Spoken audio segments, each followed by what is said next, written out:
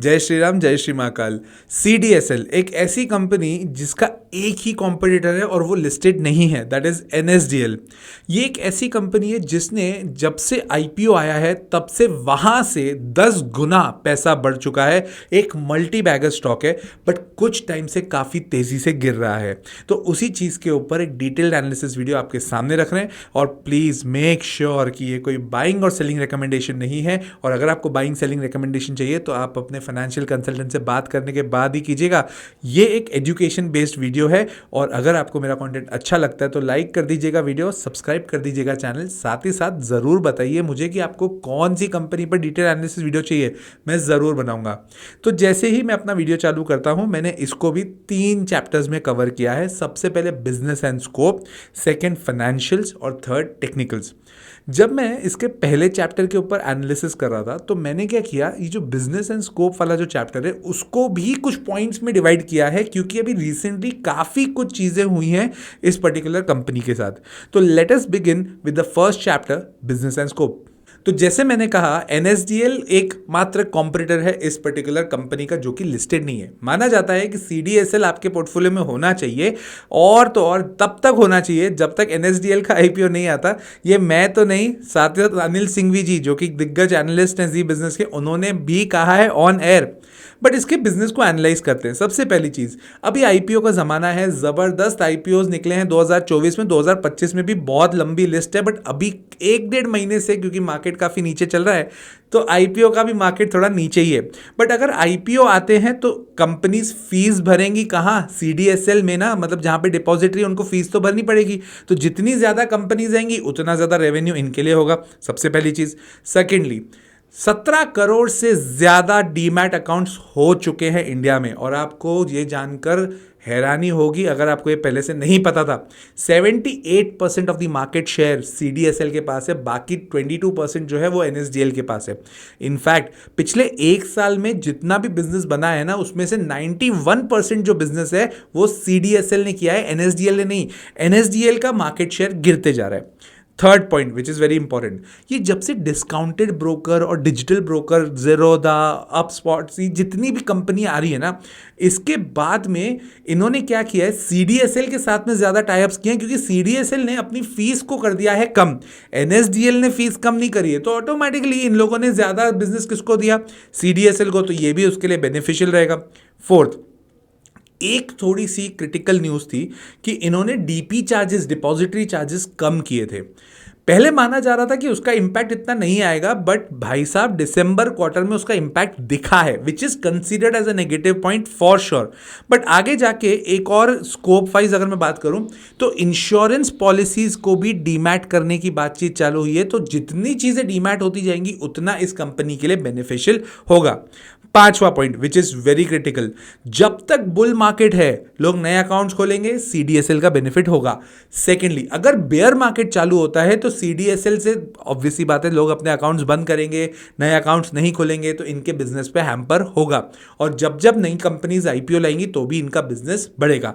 अब all in all chapter 1 से अगर मैं इस बात समझूं तो स्कोप वाइज तो बढ़िया है। अगर मार्केट शेयर की बात करूं वो भी इनका सबसे ज्यादा है। तो हर तरह से एक बोलते हैं ना, पांचों उंगलियां घी में है, बस एक अंगूठा इन्होंने बाहर कर दिया DP चार्जेस के रेट्स गिरा के। वहां पे दिसंबर क्वार्टर में इनकी हालत खराब हुई। बट उसको जानने के लिए let us come to chapter number 2, that is financial performance. Financial performance में सबसे पहले हम लोग बात करेंगे क्वार्टरली रिजल्ट की। जो दिसंबर 24 का क्वार्टर रहा उसका रिजल्ट क्या रहा।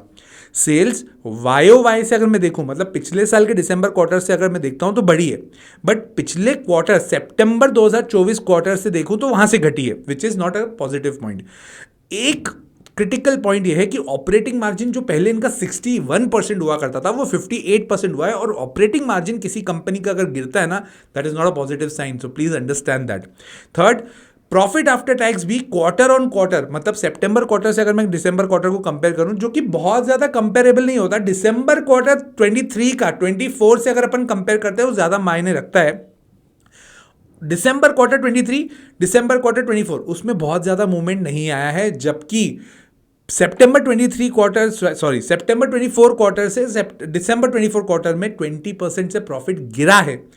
तो अब कोई भी कंपनी का अगर इस तरह से नेगेटिव रिजल्ट आता है तो ऑटोमेटिकली शेयर रिएक्ट करता ही करता है। बट प्राइस अर्निंग रेशियो अब क्योंकि इतना गिर चुका है ना, प्राइस अर्निंग रेशियो अब थोड़ा बेहतर लग रहा है।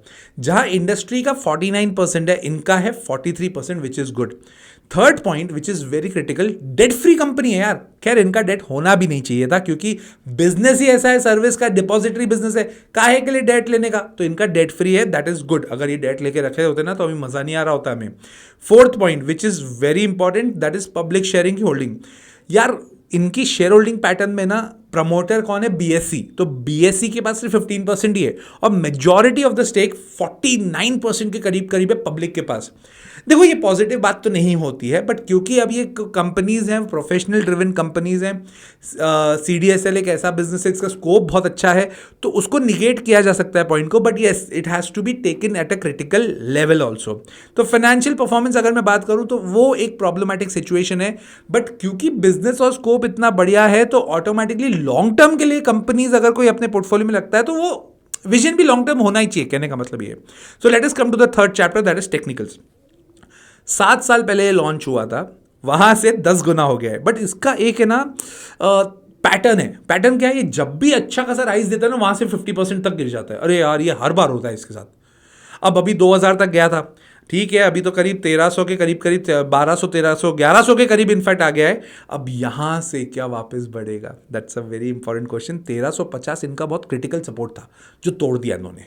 अब यहां पे अगला सपोर्ट बनता है 1010 से लेकर 1040 के बीच में। वहां से क्या वापस पलटेगा, क्या वही चाल वापस दोहराएगी इस कंपनी में? उम्मीद तो है, बट लेट्स सी, क्योंकि एक बहुत ही बढ़िया कंपनी है। फ्यूचर स्कोप अगर मैं बोलूँ तो ये बहुत ही सही लगती है मेरे को कंपनी। मेरे को वैसे भी उस कंपनी में पैसा डालने की इच्छा ज़्यादा होती है जो कंपनी का बिजनेस स्कोप बहुत बढ़िया हो। इसका तो वो ऐसा दिख भी रहा है और काफ़ी अच्छा करेक्ट भी हो गया है।